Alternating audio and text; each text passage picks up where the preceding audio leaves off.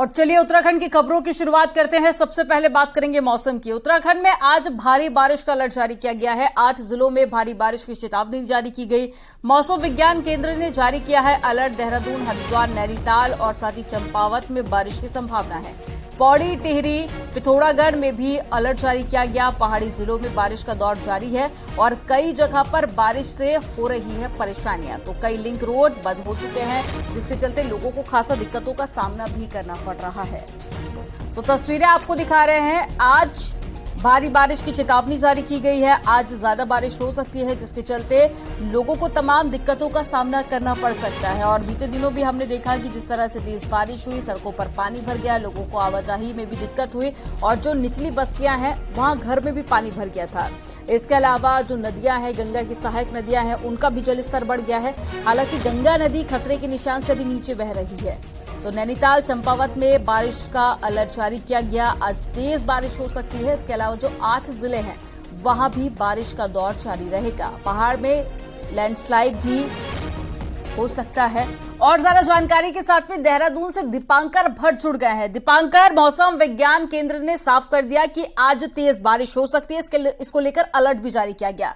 और बीते दिनों हमने देखा कि सीएम भी काफी ज्यादा गंभीरता से ले रहे थे। अब ये बताइए कि क्या कुछ तैयारियां देखी जा रही हैं ताकि लोगों को परेशानियों का सामना न करना पड़े।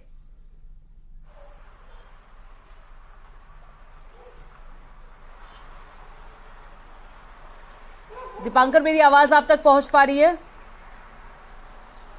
तो चलिए दीपांकर से दोबारा से जुड़ेंगे, लेकिन ये तस्वीरें आप देखिए। ये तस्वीरें आपको दिखा रहे हैं हाल ही की तस्वीरें, जहां तेज बारिश हुई, सड़कों पर जाम की स्थिति भी देखी गई। इसके अलावा जो पहाड़ों से लैंडस्लाइड है वो भी देखा गया।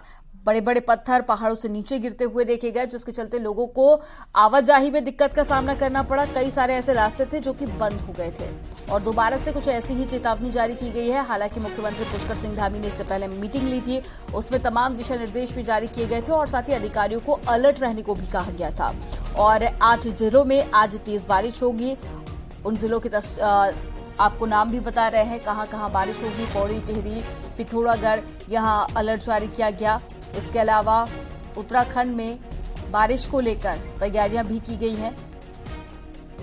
तो तेज बारिश आज होगी, पहाड़ों में लैंडस्लाइड भी होगा, इसका खतरा भी जताया गया और साथ ही आंधी तूफान की भी चेतावनी मौसम विज्ञान केंद्र की तरफ से जारी की गई है।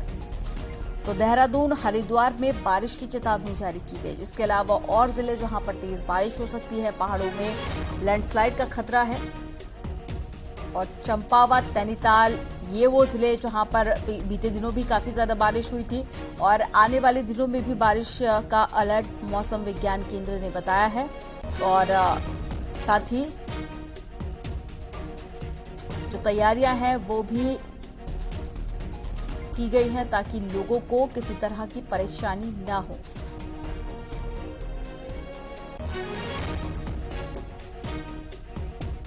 और ज्यादा जानकारी के साथ में दीपांकर भट्ट एक बार फिर से जुड़ गए हैं। दीपांकर, क्या तैयारी प्रशासन की तरफ से?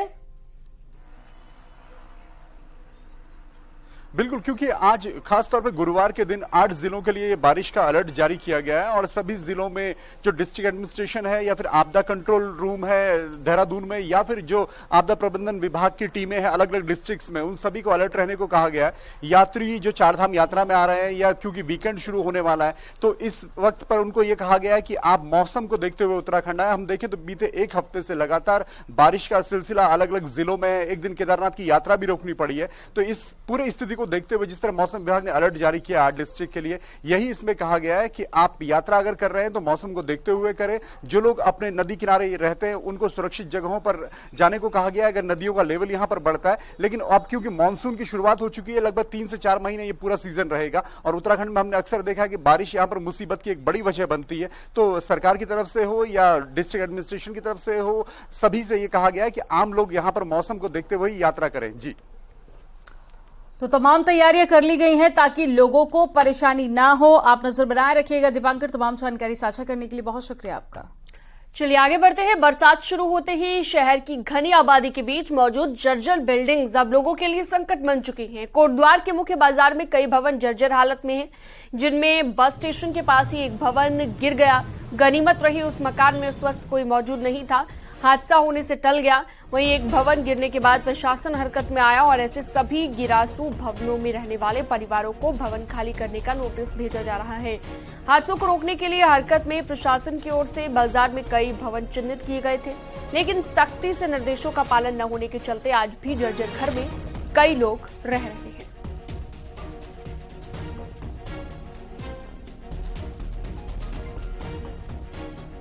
तो बस स्टेशन के पास जर्जर घर गिरा है और ये तस्वीर भी आपको हम दिखा रहे हैं। उसके बाद जो मलबा गिरा हुआ है, जर्जर घरों में रहने के लिए नोटिस तो जारी कर दिए गए हैं कि वहां पर रहना सेफ नहीं है और लगातार इसका सर्वे भी चल रहा है। स्टेशन के पास ये जर्जर घर गिरा है जिसकी तस्वीर आपको हम दिखा रहे हैं कोटद्वार।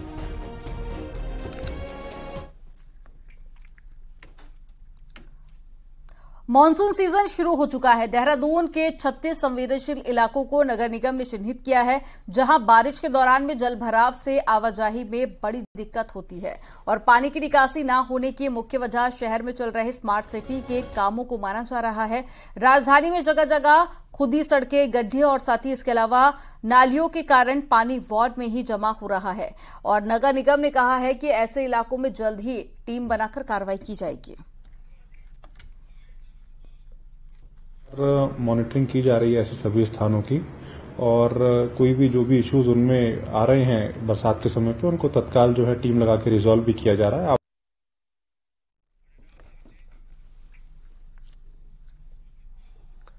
हरिद्वार में कांवड़ यात्रा के लिए वन विभाग ने भी कमर कस ली है। कई बार कांवड़ मेले के दौरान जंगली हाथी आ जाते हैं, जिन्हें रोकने के लिए वन विभाग ने 30 टीमें बनाई है। इसके साथ ही कांवड़ यात्रा के दौरान QRT टीम भी एक्टिव रहेगी। तो कांवड़ के दौरान कई जंगली हाथी आ जाते हैं और कई तरह की परेशानियां लोगों को हो जाती हैं। QRT टीम भी एक्टिव रहेगी। जंगली जानवरों को रोकने को लेकर प्लानिंग कर ली गई है और इसकी पूरी तैयारी कर ली गई है। दरअसल कांवड़ यात्रा के दौरान जंगली हाथी रास्ते पर आ जाते हैं, जिसके चलते कांवड़ लेकर आने वालों को दिक्कत होती है। वन विभाग ने फिलहाल 30 टीमें बना दी हैं और लगातार ये 30 टीमें इसी दिशा में काम कर रही हैं, जंगली जानवरों को कैसे रोका जाए। पुलकित शुक्ला हमारे साथ जुड़ गए हैं ज्यादा जानकारी के लिए हरिद्वार से हमारे सहयोगी। पुलकित, तैयारी तो वन विभाग की पूरी है, लेकिन किस रणनीति के तहत क्या प्लानिंग की जा रही है, किस तरह से हाथियों को रोका जाएगा रास्ते पर आने से, ताकि कांवड़ियों को दिक्कत ना हो? जी देखिए, सावन का जो कांवड़ मेला शुरू होने जा रहा है उसको लेकर कई स्तर पर तैयारियां चल रही हैं।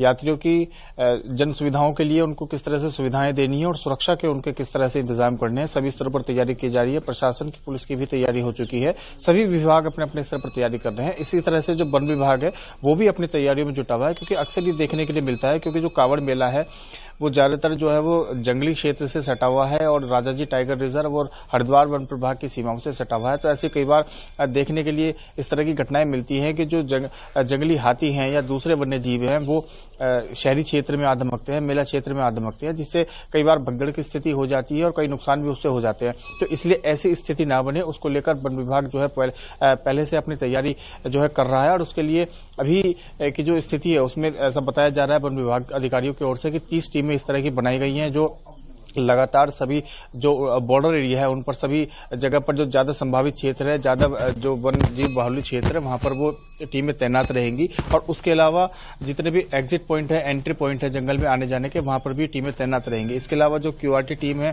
क्विक रेस्पॉन्स टीम है, वो भी पूरी तरह से अलर्ट मोड पर रहेगी, ताकि अगर किसी भी तरह की कोई सूचना आती है तो जो टीम है वो तुरंत रेस्पॉन्स कर सके। तो वन विभाग की ओर से जो अभी तैयारियां हैं वो उनकी ओर से पूरी तरह से व्यापक तौर पर पुख्ता बताई जा रही है। हालांकि देखने वाली बात होगी कि किस तरह से जो तैयारियां है उनकी वो कितनी पूरी साबित होती है या तैयारियां जो है वो नाकाफी साबित होती हैं। लेकिन वन विभाग ने अपनी तरफ से टीमें जो है वो तैनात कर दी है। बहुत शुक्रिया पुलकित इस तमाम जानकारी के लिए। और चलिए अब खबरों में आगे बढ़ेंगे। चमोली से खबर है, जहां जोशीमठ के नरसिंह मंदिर इलाके में एक पुराना मकान टूट गया और बताया जा रहा है कि मकान 250 साल पुराना है और जब जोशीमठ में भूधसाव हुआ तब इसमें भी दरारें आई थी, जिसके बाद में प्रशासन ने इस मकान को भी रेड जोन में रखा था। पिछले कई दिनों से हुई लगातार बारिश के बाद में मकान की नींव गिर गई और आधा मकान नरसिंह मंदिर पैदल रास्ते पर ही गिर गया।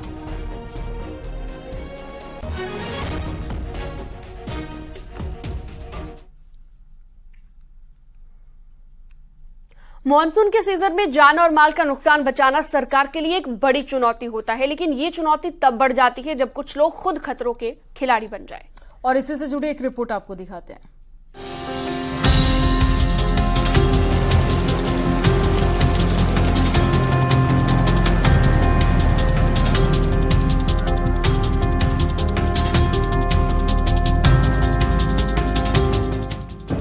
सभी जिले के जिलाधिकारियों से, आपदा प्रबंधन के सभी अधिकारियों से, एनडीआरएफ, एसडीआरएफ, आईटीबीपी और पीडब्ल्यूडी डिपार्टमेंट, सारे विभाग अपने अपने अलर्ट मोड में रहने को सबको कहा गया है और लगातार उनसे संपर्क स्थापित किया जा रहा है कि एक दूसरे के साथ कोऑर्डिनेशन करते हुए कोई भी स्थिति आए उस स्थिति से निपटने में, लोगों की सहायता करने में सक्षम हो। जाहिर है मॉनसून की दस्तक सरकार की चिंता बढ़ाने वाली है। आसमान से टपकती बारिश की ये बूंदें धीरे धीरे पहाड़ी नालों और गदेरों का जलस्तर बढ़ा रही हैं। लेकिन इन सबसे बेखबर कुछ लोग इन बरसाती नदियों के करीब जा रहे हैं। हल्द्वानी से लेकर हरिद्वार तक लोगों का कुछ ऐसा ही हाल है। कुछ लोग नदियों किनारे पार्टी भी कर रहे हैं, तो कुछ परिवार के साथ मौज मस्ती। और इन सब के बीच अधिकारी दावा कर रहे हैं कि हर जगह पुलिस की व्यवस्था दुरुस्त है। वही जो है उसका पैरेलली डाउन द लाइन में डिस्ट्रिक्ट्स में भी district disaster management, district disaster control rooms है, वहां से डेटा आते रहते हैं। जहां पे भी पहाड़ी का लेवल ऊपर बढ़ रहा है या कट रहा है, जहां पे अचानक निकलने वाला है, उसके डेटा के तहत हमारा एसडीआरएफ, जल पुलिस और पीएसी और एनडीआरएफ का टीमें भी है तैनात है पूरा प्रदेश भर की। वहां पे अलर्ट किया जाता है, जहां पे किसी को काली कराना, किसी जगह पे वो कराना, तो वो किया जाता है। बड़े अधिकारियों ने राजधानी में बैठकर जिलों और तहसीलों के अधिकारियों को निर्देश दे दिया है, लेकिन इन आदेशों का असर नदी किनारे तो कम से कम अभी नहीं दिखाई दे रहा है, जिसका खामियाजा आने वाले दिनों में कुछ जिंदगियों को झेलना पड़ सकता है। हल्द्वानी से न्यूज़ 18 के लिए शैलेंद्र नेगी की रिपोर्ट।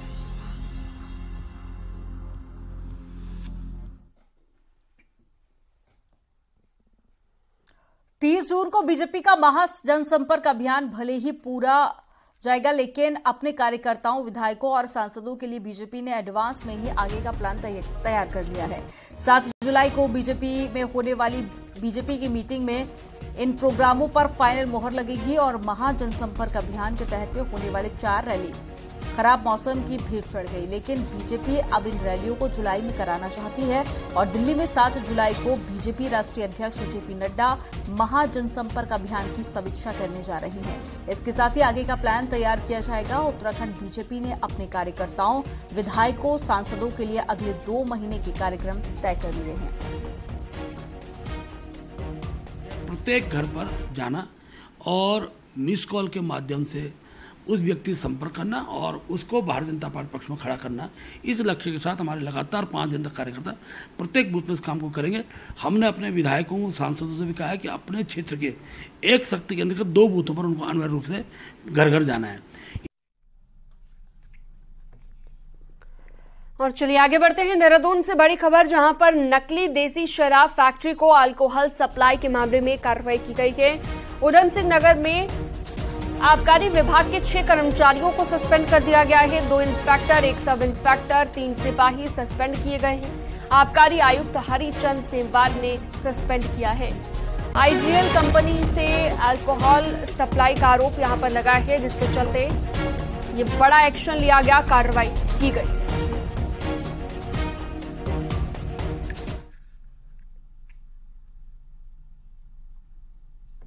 उत्तराखंड में यूनिफॉर्म सिविल कोड को अगस्त में पहले लागू कर दिया जाएगा। मुख्यमंत्री धामी ने साफ कर दिया है कि ये संविधान की मूल भावना है और उत्तराखंड इसकी अगुवाई करेगा। साथ ही प्रधानमंत्री भी कह चुके हैं कि एक घर में 2 कानून नहीं हो सकते।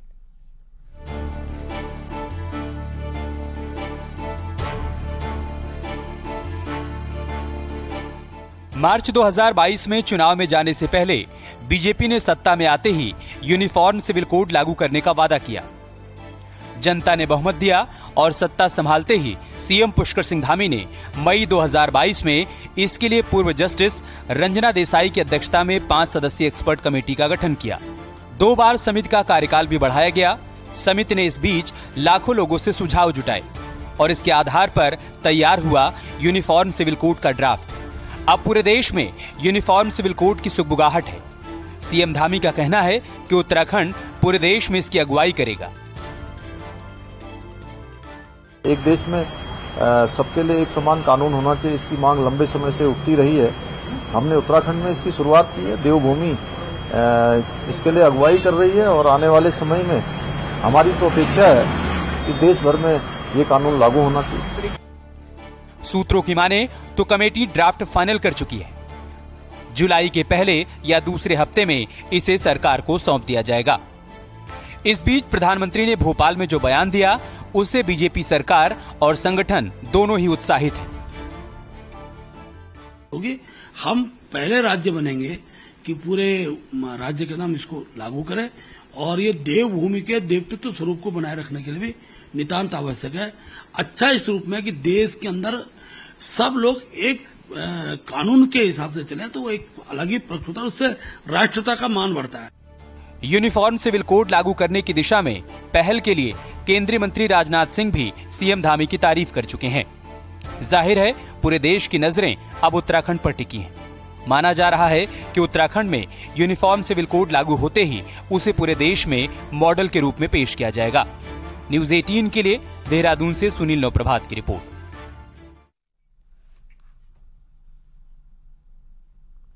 ऋषिकेश के पास नरेंद्र नगर में G20 की मीटिंग चल रही है। बुधवार शाम को सीएम धामी ने विदेशी मेहमानों के साथ ऋषिकेश की गंगा आरती में हिस्सा लिया। त्रिवेणी घाट पर हुई गंगा आरती में मुख्यमंत्री पुष्कर सिंह धामी भी शामिल हुए, जिसमें G20 देशों के डेलीगेट्स भी शामिल हुए हैं।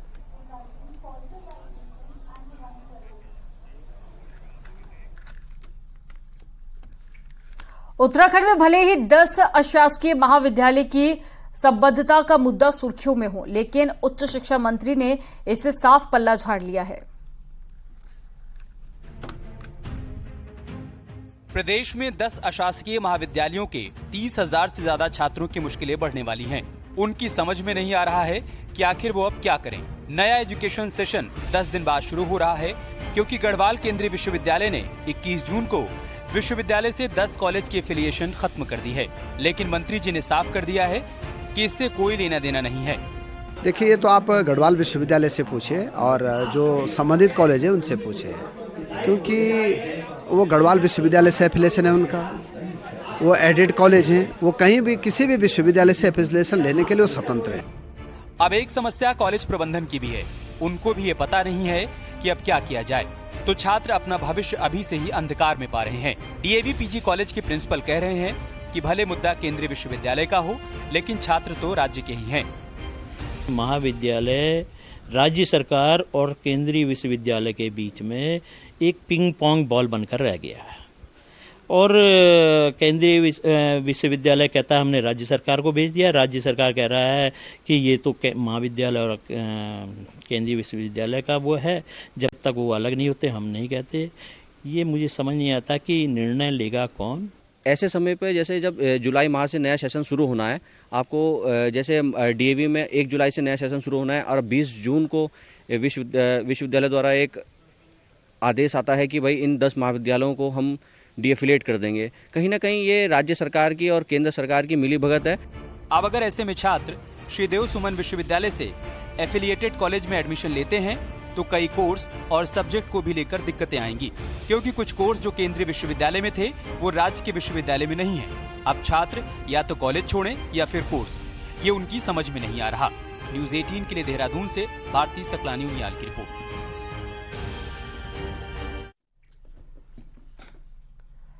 चलिए आगे बढ़ते हैं। पिथौरागढ़ में कुमाऊनी भाषा सम्मेलन शुरू हो गया है। 2 दिनों तक चलने वाले सम्मेलन में कुमाऊनी साहित्य और भाषा से जुड़े जानकार शिरकत करने वाले हैं और सम्मेलन के जरिए कुमाऊनी भाषा को आगे बढ़ाने पर विचार किया जा रहा है।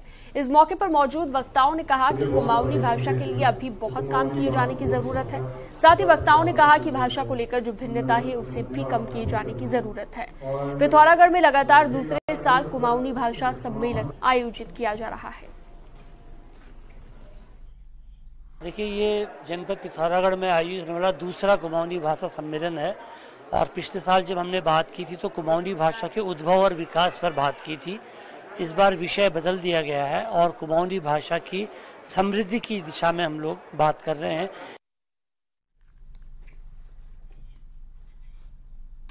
नैनीताल में पर्यटकों की जान से खिलवाड़ हो रहा है। नगर पालिका की सख्ती के बाद नाव चालक बिना लाइफ जैकेट के भी झील में पर्यटकों को बोटिंग करा रहे हैं और साथ ही पैडल बोट में भी नियमों की खूब धज्जियां उड़ाई जा रही हैं। पर्यटक झील के बीच में नावों में या तो रील्स बना रहे हैं या फिर खड़े होकर नाच गा रहे हैं। हालांकि नगर पालिका ने पहले ही हिदायत दी थी, लेकिन मॉनिटरिंग टीम खुद ही वहां से गायब नजर आई, जिसके चलते पर्यटक और नाव चालक अपनी मनमानी कर रहे हैं। अब पालिका अधिकारी कार्रवाई की बात कर रहे हैं कि यहाँ पर बिना लाइफ जैकेट के बोटिंग हो रही है, तो मैं यहाँ तुरंत चेकिंग के लिए भी आया हूँ और मैं अपनी टीम को भी मैंने बुला लिया है कि वो किस प्रकार से हम लोग अभी यहाँ पे चेकिंग करते हैं। यदि कोई भी इसका उल्लंघन करता हुआ पाया गया तो उसका लाइसेंस निरस्त की कार्रवाई की जाएगी। खबरों का सिलसिला जारी रहेगा, यहाँ रुकते हैं एक छोटे से ब्रेक के लिए। अब देखते रहिए।